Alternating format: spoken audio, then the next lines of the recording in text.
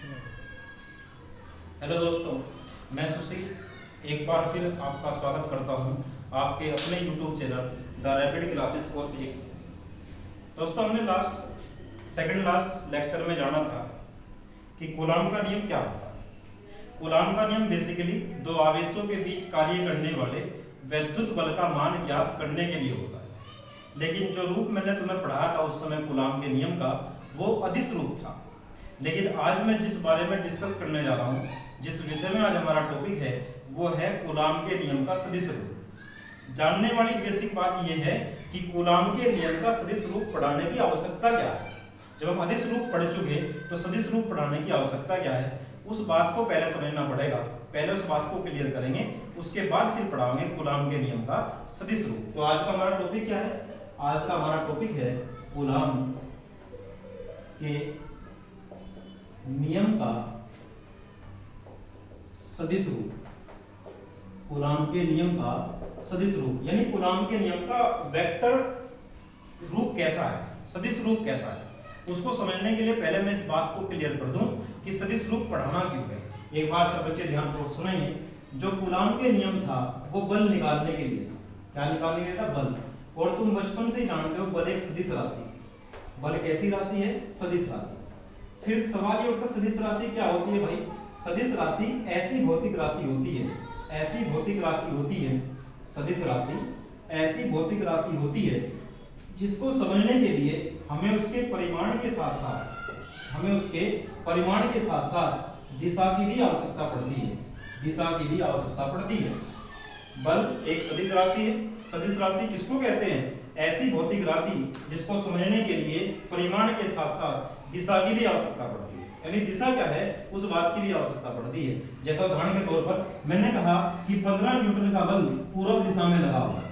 मैंने कहा कि 15 न्यूटन का बल पूर्व दिशा में लगा हुआ है। तो जानो 15 न्यूटन क्या है? 15 न्यूटन है परिमाण। अगर मैं 20 न्यूटन करूं तो 20 न्यूटन है परिमाण। 25 न्यूटन क्या है? परिमाण। फिर पूर्व क्या है? पूर्व है दिशा। 15 न्यूटन का बल अगर पूर्व दिशा में लगेगा तो वस्तु पूर्व की तरफ को मूव करेगी। और अगर 15 न्यूटन का ही बल पश्चिम दिशा में लगाऊं तो वस्तु पश्चिम दिशा में चलेगी। और अगर 15 न्यूटन का बल ऊपर की ओर अर्थात उत्तर की दिशा में लगाऊं तो वस्तु उत्तर की तरफ को चलेगी। मतलब वही 15 न्यूटन का बल, वही परिमाण 15 है, लेकिन 15 है, परिमाण तो 15 ही है, लेकिन जैसे ही मैंने दिशा को चेंज करा तो बल का इफेक्ट बदल गया। पहले दिशा पूर्व थी तो बल पूर्व ले जाने की कोशिश करता था, लेकिन अब की बार दिशा पश्चिम करी तो वही बल, वही 15 न्यूटन का बल उस वस्तु को पश्चिम दिशा में खींचने की कोशिश करता है। बात समझ में आ रही सब बच्चों को? यानी बल एक सदिश राशि है। इस सदिश राशि को रिप्रेजेंट करने के लिए हमें उसकी डायरेक्शन प्लस मैग्नीट्यूड दोनों पता होना बहुत जरूरी है। डायरेक्शन मतलब दिशा और मैग्नीट्यूड मतलब परिमाण। यानी परिमाण और दिशा जब दोनों पता होंगे तभी हम बल को एग्जैक्ट तरीके से फाइंड आउट कर पाएंगे, अर्थात उसका एक रियल मान ज्ञात कर पाएंगे। कूलाम के नियम का जो हमने पढ़ा तुम्हारा अदिश रूप, उसमें एक फॉर्मूला हमने तुम्हें लिखवाया था, अगर याद हो, F बराबर 9 गुना 10 की घात 9 Q1 Q2 बटे R स्क्वायर। तुम लोग जानते भी हो कि Q1 मतलब आवेश पहला, Q2 मतलब दूसरा आवेश, R मतलब दूरी। इन सब चीजों का मान रखकर हम इनसे गुना करके F की एक एग्जैक्ट वैल्यू निकाल सकते हैं। मान लो वैल्यू आई 50 न्यूटन।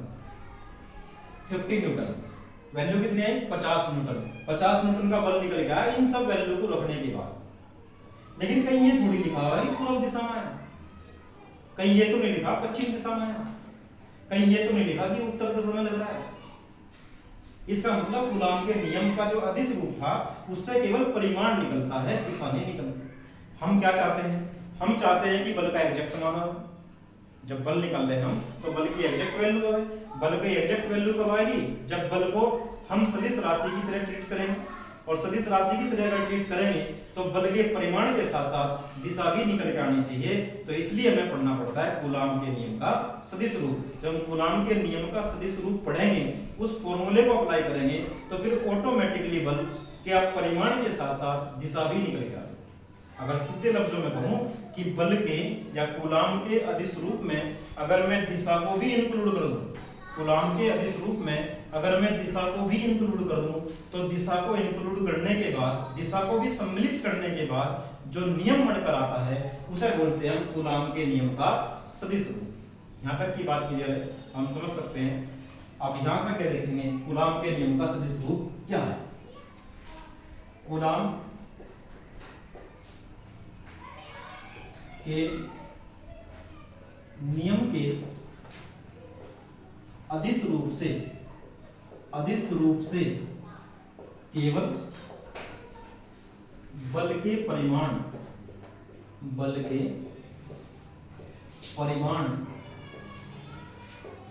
का पता चलता है, दिशा का नहीं। बल के परिमाण का पता चलता है, दिशा का पता लगाने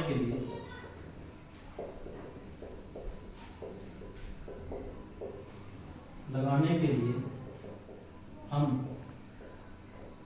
कूलाम के नियम का सदिश रूप पढ़ते हैं।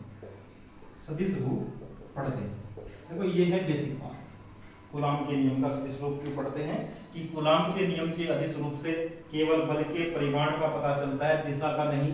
दिशा का भी पता लगाने के लिए हम कूलाम के नियम का सदिश रूप पढ़ते हैं। यहां तक की बात क्लियर है। यहां से आगे मैं जो तुम्हें पढ़ाऊंगा वो बेस होगा वेक्टर एनालिसिस, जो तुमने पढ़ा था सदिश विश्लेषण 11वीं क्लास में। उस वेक्टर की थोड़ी बहुत बातें, कुछ एक पॉइंट तुम्हें आने चाहिए, उसे वे तब आएंगे जब जाके तुम्हें वेक्टर रूप समझ में आएगा। तो पहले मैं उस बात को थोड़ा सा क्लियर कर दूं और फिर हम पढ़ाते हैं तुम्हें सदिश रूप। हमने तुम्हें कुछ दिनों पहले पढ़ाया था, 11वीं क्लास में तुमने किसी से पढ़ा होगा क्या कि एकांक सदिश ये तुमने पढ़ा होगा। और एक तुमने सुना होगा सदिश का परिमाण। ये दो लफ्ज तुम्हें याद करने पड़ेंगे और तुम्हारे से आने चाहिए। अगर मैं केवल ऐसी बात करूं, मान लो हमारे पास कोई ए वेक्टर है, इसको बोलते हैं ए सदिश। क्या बोलते हैं? ए सदिश। देखो बच्चों बात सुन लो पहले, हम पढ़ने जा रहे हैं कूलाम के नियम का सदिश। जब सदिश रूप को मैं पढ़ाऊंगा तो तुम्हें कुछ बेसिक आना चाहिए। अब जब मैं बेसिक को अप्लाई करूंगा और तुम्हारे से वो बेसिक आता नहीं है तो फिर दिक्कत होने वाली। इसलिए मैं पहले इस बात को क्लियर कर दूं कि जो भी टर्म में प्रयोग करूंगा वेक्टर की, वे एक बार थोड़ा क्लियर करो, थोड़ा तुम्हें दोबारा से रिमाइंड करा दूं। 11वीं क्लास में तुम पढ़ चुके, उसको रिमाइंड करा दूं, सब बच्चे फोकस करेंगे। ए वेक्टर क्या है? ए का सदिश या ए सदिश। ए वेक्टर क्या है? ए सदिश।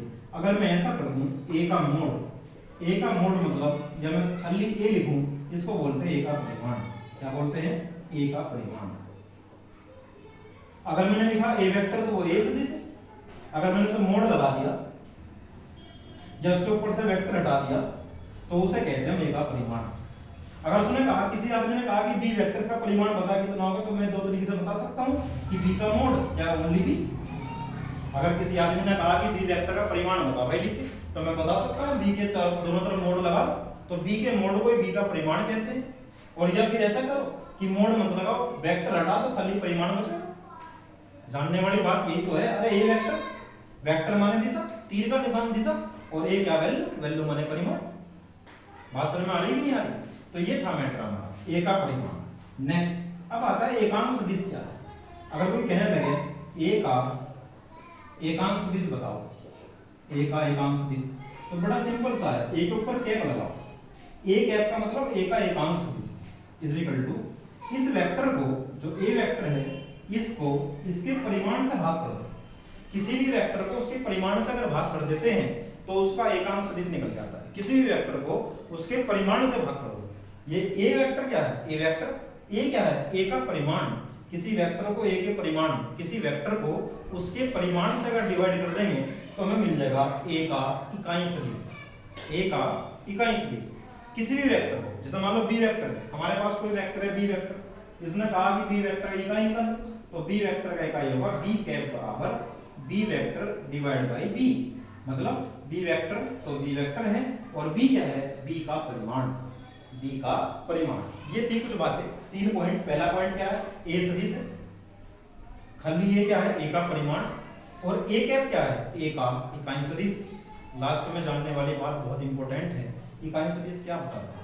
इकाई सदिश हमें इस बारे में जानकारी देता है कि किसी सदिश की डायरेक्शन क्या है, किसी सदिश की दिशा क्या है, कोई सदिश किस दिशा में लाई करता है, ये बताता है हमें उसका कैप अर्थात उसका इकाई सदिश। एक बार दोबारा सुनो बच्चों, किसी सदिश का कैप, किसी सदिश का इकाई सदिश, किसी वेक्टर का यूनिट वेक्टर हमें इस बारे में जानकारी देता है कि वो वेक्टर किस दिशा में लाई करता है, अर्थात किस दिशा में लगा हुआ है। एग्जांपल देकर तुम्हें दिखाता हूं। तुमने छोटी क्लास में ऐसा पढ़ा होगा कि कहीं लिखा है a वेक्टर बराबर 2i प्लस 3j, या एक और जोड़ दो प्लस 5k, ऐसा तुमने लिखा हुआ देखा। अब देखो 2i क्या है इसको समझो, 3i क्या है इसको समझो, 3j क्या है इसको समझो, और 5k क्या है इसको समझो। इसको समझने के लिए तुम एक बात सुनो, दो माने क्या, दो परिमाण, दो माने क्या परिमाण, और i के मतलब इकाई सदिश, एकांक सदिश, एकांक सदिश, दो मतलब परिमाण, i मतलब एकांक सदिश, यानी दो परिमाण का वेक्टर i वाली दिशा में लगा हुआ है। और तुमने छोटी क्लास में सुना था कि x अक्ष का इकाई सदिश i के, y अक्ष का इकाई सदिश j के, और z अक्ष का इकाई सदिश k कैप होता है। अगर किसी के पीछे i कैप लगा हुआ है तो मैं देखते ही पहचान गया कि दो परिमाण का वेक्टर x अक्ष की दिशा में लगा हुआ है। अगर 3j की बात करूं तो तीन परिमाण का वेक्टर y दिशा में लगा हुआ है। और अगर मैं 5k कैप की बात करूं तो 5 परिमाण का वेक्टर z दिशा में लगा हुआ है।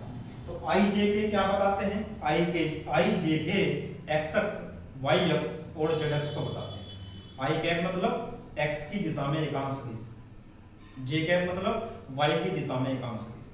यानी अगर हमने खाली लिखा 2 तो 2 का मतलब परिमाण, ये नहीं पता कि 2 लग किधर रहा है। अगर हमने 2 के पीछे i लगा दिया तो इससे ये पता लगा कि 2 किस डायरेक्शन में लगा हुआ है, i कैप मतलब x अक्ष में लगा हुआ है। मैटर क्लियर है, ऐसा हम समझ सकते हैं। एक बार फिर थोड़ा सुन लो, अगर मैंने कहीं लिखा 10 न्यूटन, अगर मैंने कहीं लिखा 10 न्यूटन तो तुम समझ गए कि 10 न्यूटन का बल लगा हुआ है।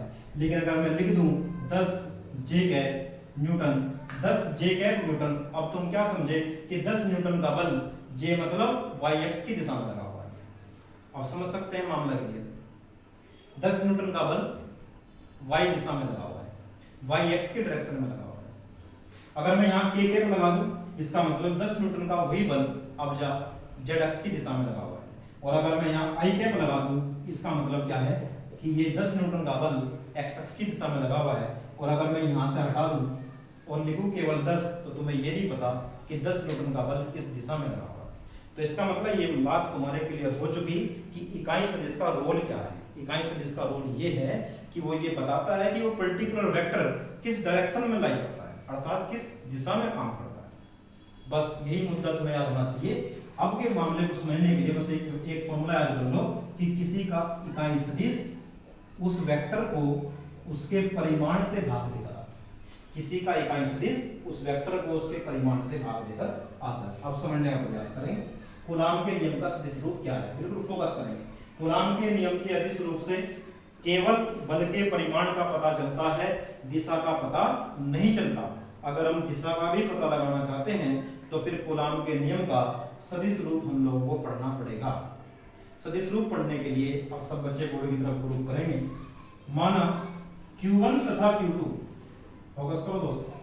माना Q1 तथा Q2 कोई दो स्थिर बिंदु आवेश है। माना Q1 तथा Q2 कोई दो स्थिर बिंदु आवेश है। Q1 तथा Q2 क्या है, कोई दो स्थिर बिंदु आवेश। स्थिर मतलब रुके हुए, स्टैटिक, चल नहीं रहे एक जगह से। माना Q1 तथा Q2, माना Q1 तथा Q2 कोई दो स्थिर बिंदु आवेश है।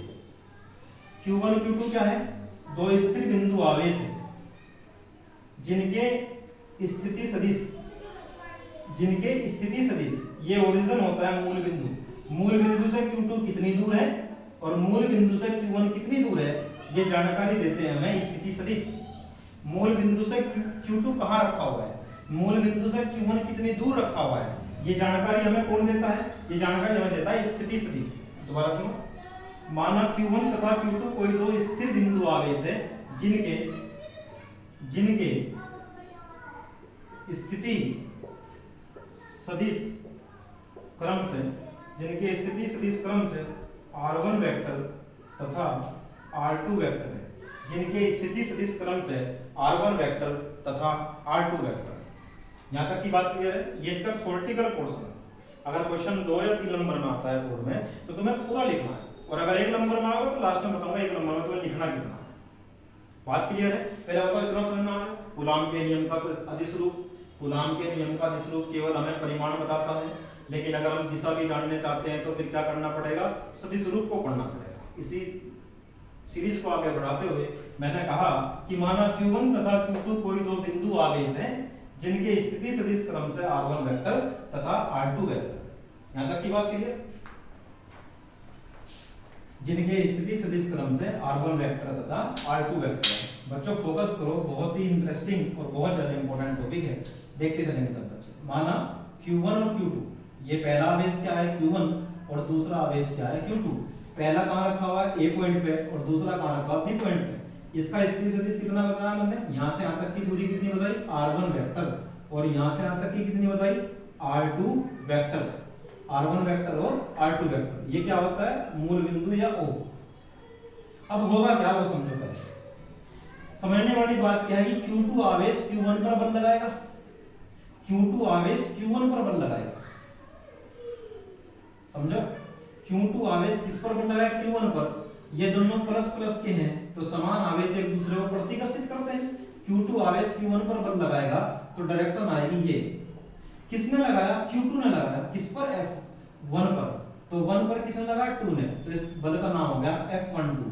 बल लगा, पहले पर लगा, किसके द्वारा, दूसरे के द्वारा। सेम यहां होगा, Q1 आवेश भी Q2 पर बल लगाएगा और वो भी प्रतिकर्षित करेगा, क्योंकि दोनों सेम इन नेचर है, एक जैसी प्रकृति के हैं। ये किसने लगाया, किस पर लगाया, दूसरे पर। किसने, पहले ने लगाया।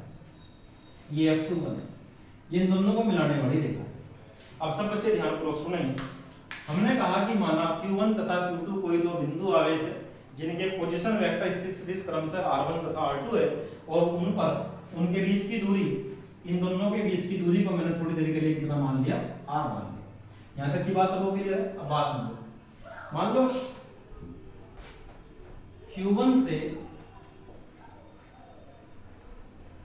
Q2 से Q1 की दिशा में सदिश, Q2 से Q1 की दिशा में, या उल्टा करो पहले, Q1 से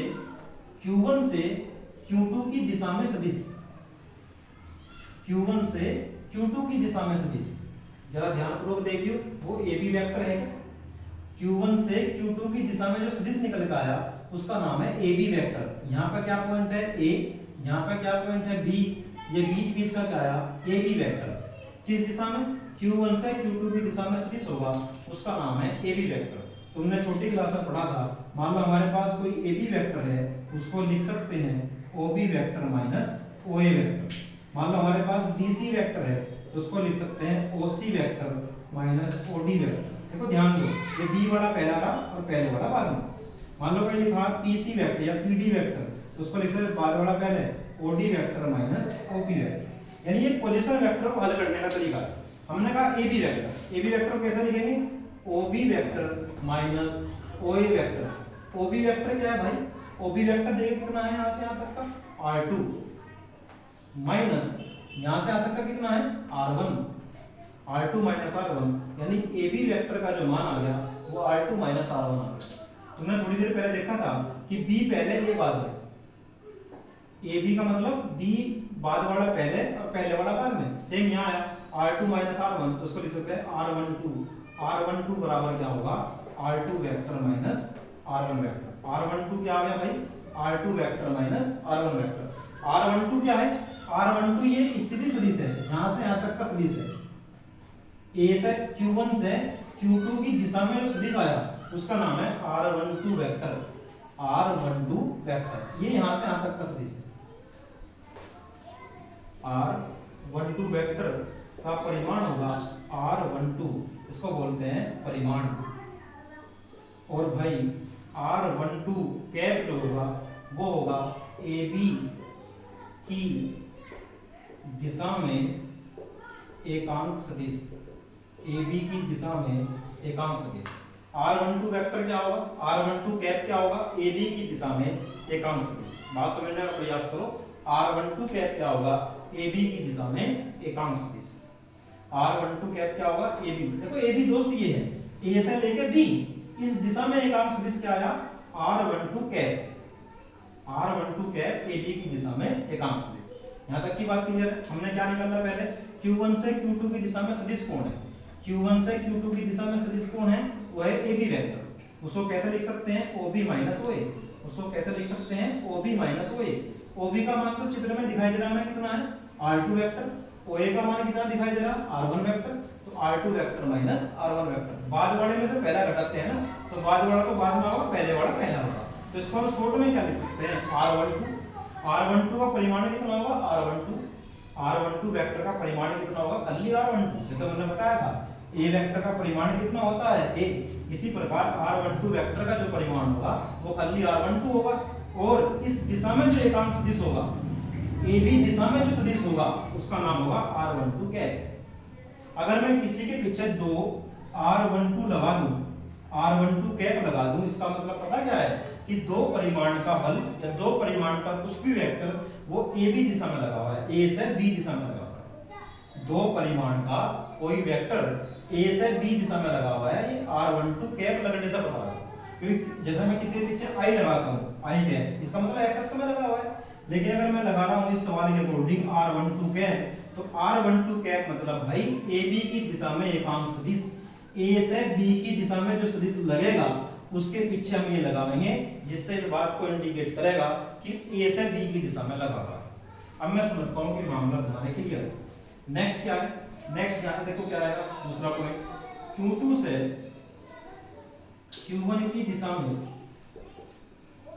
सदिश। अब देखियो Q2 से Q1, Q2 मतलब B से A, B से A, उसका नाम क्या होगा, BA। और देखो बाद में से पहला OA माइनस OB, समझो OA माइनस OB, बाद में पहला OA की वैल्यू कितनी है, r1 वेक्टर, माइनस OB की वैल्यू कितनी है, r2 वेक्टर, 2 बाद में, r1 पहले, इसका मतलब पहले वाला तो पहले लिखे, इसको हम लिख सकते हैं शॉर्ट में r21 वेक्टर बराबर r1 vector minus r2 vector. बात को समझो यार, क्या कहा हमने, r12 तो 2 पहला आएगा और 1 बाद में, यहाँ पे क्या आ रहा, 1 पहला आ रहा, इसका मतलब 1 बाद में आएगा और 2 पहले।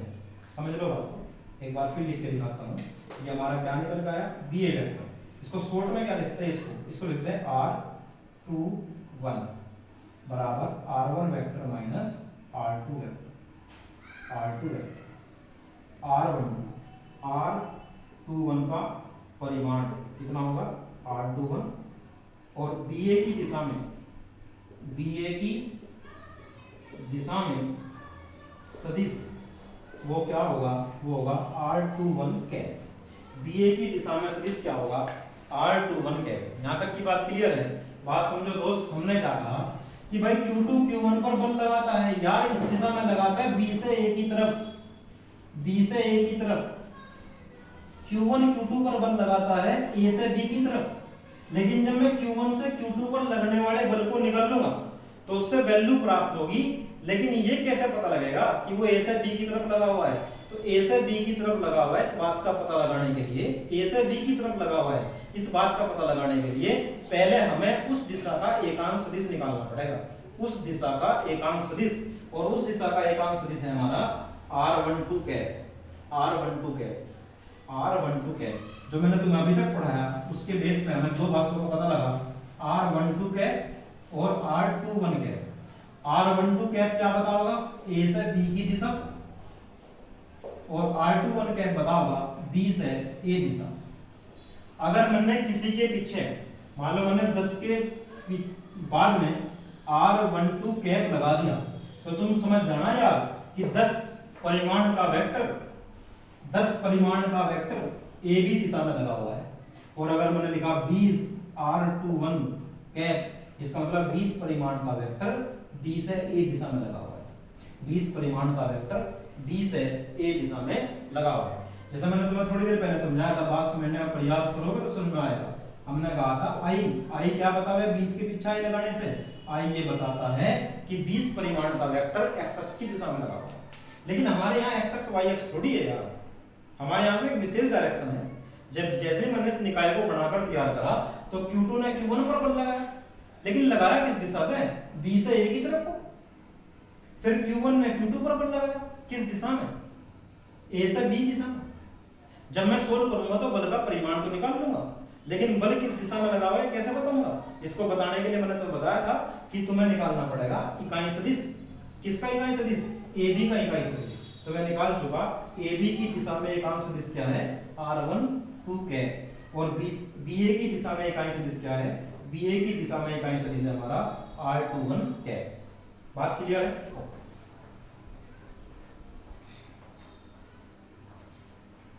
अब समझो, Q2 के द्वारा Q1 पर बल, Q2 के द्वारा Q1 पर, ध्यान दो बच्चों, Q2 के द्वारा Q1 पर, ये हमारा Q1 है और ये क्या है? Q2।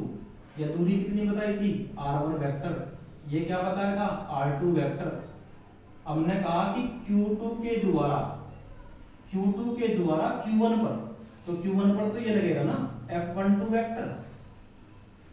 ये क्या पॉइंट था? A और ये क्या पॉइंट था? B।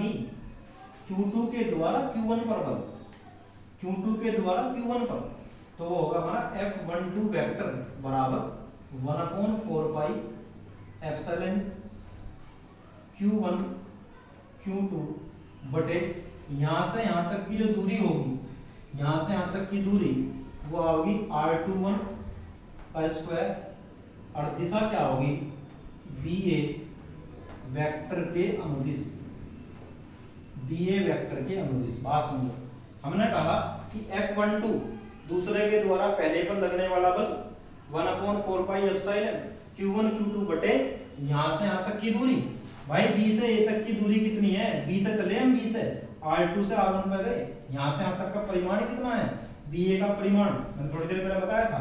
BA का वेक्टर कितना लिखवा रखा? BA का वेक्टर R21, उसका परिमाण खाली कितना होगा? R21। हमने कहा कि बल किस दिशा में लगेगा? B से भाई A की तरफ को लगेगा।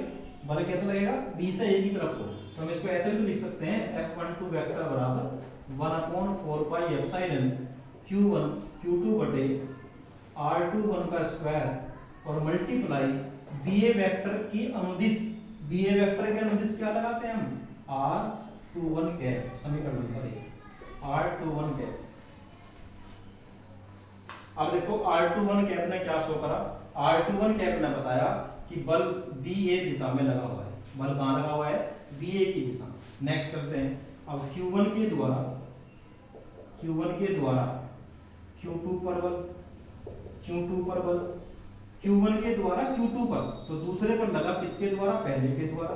फॉर्मूला वही 1/4 पाई एप्सिलॉन Q1 Q2 बटे, अब देखो यहां से यहां तक की दूरी लेनी है ना, यहां से यहां तक की दूरी, तो वो होगी R12। भाई A से B तक की दूरी निकलवाई थी थोड़ी देर पहले, A से B तक की R12 का स्क्वायर मल्टीप्लाई दिशा क्या होगी? AB वेक्टर के अनुदिश, AB के अनुदिश A से B की तरफ को लगेगा बल। कौन सा? F21 कैसे लगेगा? A से B की तरफ को। तो इसको इंडिकेट करने का तरीका क्या है भाई? 1/4 पाई एप्सिलॉन Q1 Q2 बटे R12 का स्क्वायर मल्टीप्लाई R21 कैप। ये हमारा दूसरा फॉर्मूला आ गया, जो Q1 के द्वारा Q2 पर लगने वाला बल है। ये Q2 के द्वारा Q1 पर लगने वाला बल, और ये Q1 के द्वारा Q2 पर लगने वाला बल। अब तक जब तक हम अदिश रूप पढ़ते थे क्या लिखते थे? केवल 1/4 पाई एप्सिलॉन Q1 Q2 बटे 20 की दूरी का स्क्वायर। हम ये नहीं लगाया करते थे। ये लगाने से क्या पता लग गया? ये लगाने से दिशा और पता लग गई कि R21 कैप का मतलब क्या है? R21 कैप का मतलब है, R21 कैप का मतलब BA की दिशा में लगा। R21 कैप का मतलब क्या है? कि BA दिशा में लगा। R12 कैप का मतलब क्या है? R12 कैप का मतलब है AB दिशा में लगा। ऊपर आया ना 21, तो अब ऊपर वाले की बात करो। मान लो F12 वेक्टर है, अगर मैं इसको हटा दूं तो केवल परिमाण, ये तो परिमाण हुआ, और अगर मैं इसको भी इंडिकेट कर दूं, इसको भी इसके साथ जोड़ दूं, तो 21 कैप का मतलब है, 21 कैप का मतलब देखो यहां लिखा हुआ है कि BA की दिशा में, यानी पहला बल B से A की तरफ को लगेगा और दूसरा बल ए से बी की तरफ लगेगा। दूसरा बल कैसे लगेगा? ए से बी की तरफ को और पहला बी से ए की तरफ। बात क्लियर है? कोई दिक्कत यहाँ पर? सब बच्चे ध्यानपूर्वक सुन लो। जैसे मैं एक बार और थोड़ा सा बता दूं, मान लो हमने कहा कि 2 का बल एक्स अक्ष में लगा हुआ है, एक्स अक्ष में लगा हुआ, दो परिमाण का बल, 2 परिमाण का बल कहाँ लगा हुआ है? एक्स अक्ष की दिशा में लगा हुआ है। अगर 2 परिमाण का बल एक्स अक्ष की दिशा में लगा हुआ है, इसको हम ऐसे तो लिख सकते हैं डायरेक्ट 2y क्या है भाई, 2 परिमाण का बल एक्स अक्ष की दिशा में लगा हुआ है। ऐसे यहाँ है कि इतना बल किस दिशा में लगा हुआ है? इतना बल बी ए दिशा में लगा हुआ है। देखो लिखा मैंने बी से ए की दिशा में लगा हुआ है, तो बी ए दिशा ना लिख के हम क्या लिख देंगे यहाँ पर R21 कैप लिख देंगे। R21 कैप लिखने से क्या पता लग जाएगा कि वो बी ए की दिशा में लगा हुआ है। तो ये होता है क्या? कूलॉम के नियम का वेक्टर, ये बल और ये बल। पहले वाला बल किस दिशा में लग रहा? बी से ए दिशा में। दूसरे वाला बल कैसे लग रहा? ए से बी दिशा में। देख लो यार, खुद समझ भी लो, ये प्लस का ये प्लस का, प्लस वाला प्लस को प्रतिकर्षित करेगा तो दूर बढ़ाएगा, तो जो बी से ए की तरफ को आएगा और ये ए से बी की तरफ को। इसका मतलब दोनों बल जो है, दोनों बल परिमाण में तो समान है लेकिन दिशा में विपरीत है। दोनों बल परिमाण में समान है, दिशा में क्या है? विपरीत। तो हमसे क्या पता लगता है? समीकरण 1 तथा 2 से पता चलता है कि जो पहला बल है वो बराबर है दूसरे बल के। जो पहला बल है वो बराबर है दूसरे बल के, क्योंकि दोनों की वैल्यू समान है। जो पहला बल है वो बराबर है किसके? दूसरे बल के। देख लो 4 पाई यहाँ भी, हम Q1 Q2 यहाँ पे R1²। ये दोनों तो बीच की दूरी बराबर है ना, यहाँ से यहाँ तक की दूरी तो बराबर है ना, इससे इसकी दूरी इससे इसकी दूरी बराबर है, ये तो दूरी लिखी हुई है। तो ये परिमाण तो बराबर है, लेकिन बदला क्या? दिशा विपरीत है। एक तो बी से ए की तरफ को है और एक ए से बी की तरफ को है, तो विपरीत दिशा को माइनस से दिखा। इससे हमें क्या पता लगा? समीकरण 1 तथा 2 से पता चलता है, क्या पता चलता है कि पहला बल दूसरे के बराबर है परंतु दिशा में विपरीत। पहला बल दूसरे के बराबर है परंतु दिशा में विपरीत। यही न्यूटन का तीसरा नियम, तृतीय नियम है।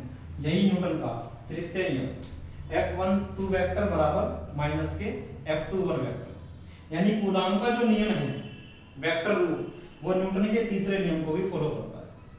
कूलॉम का नियम न्यूटन के तीसरे नियम को भी फॉलो करता है, संतुष्ट करता है। देख लो जरा ध्यान से, पहली वस्तु ने जितना बल लगाया, पहले आवेश ने दूसरे पर जितना लगाया, दूसरे ने भी पहले पर उतना लगाया लेकिन उल्टी दिशा में। एक वस्तु दूसरे पर जितना लगाती है दूसरी पहले पर उतना लगाती है उल्टी दिशा में। इसे कहते हैं न्यूटन का तीसरा नियम। ये था हमारा आज का टॉपिक जिसका नाम है कूलॉम के नियम का वेक्टर रूप। कूलॉम के नियम के वेक्टर रूप को लिखने के लिए आता है एक नंबर में, तो तुम्हें केवल ये 2 लाइन लिखनी है, ये और ये। आपको इसमें क्या जोड़ देना है? बस ये जोड़ देना। याद रखने का तरीका क्या है? यहाँ पे 1 2 आ रहा है, अंदर आएगा 2, यहाँ पे 2 1 आ रहा है तो अंदर आएगा 1 2। इस बात को मेमोराइज करने का तरीका ये। और समझाया कैसे था? मैंने तुम्हें पूरा एक्सप्लेन किया है, कारण बताया कि क्यों होता है, सदिश रूप क्यों पढ़ना चाहिए, क्या जरूरत पड़ी सदिश रूप को पढ़ने, यूनिट वेक्टर क्या है, इकाई सदिश किसे कहते हैं, किस तरीके से वर्क करता है। इस वीडियो को 2 से 3 बार देखना, बहुत ही इंपॉर्टेंट टॉपिक है, इसको सभी को याद करना है। बोर्ड में आने के चांस भी इसके बनते हैं, इसलिए आज की वीडियो में इतना ही काफी है। नेक्स्ट वीडियो में हम बात करेंगे विद्युत क्षेत्र की। विद्युत क्षेत्र एक बहुत ही इंपॉर्टेंट टॉपिक है और विद्युत क्षेत्र पढ़ने के बाद ही इस चैप्टर की जान स्टार्ट होगी। यानी इस इलेक्ट्रोस्टैटिक्स का जो मेन पोर्शन है वो विद्युत क्षेत्र के बारे में होगा। आज की वीडियो में इतना ही काफी है। थैंक्स फॉर वॉचिंग, मिलते हैं नेक्स्ट वीडियो में।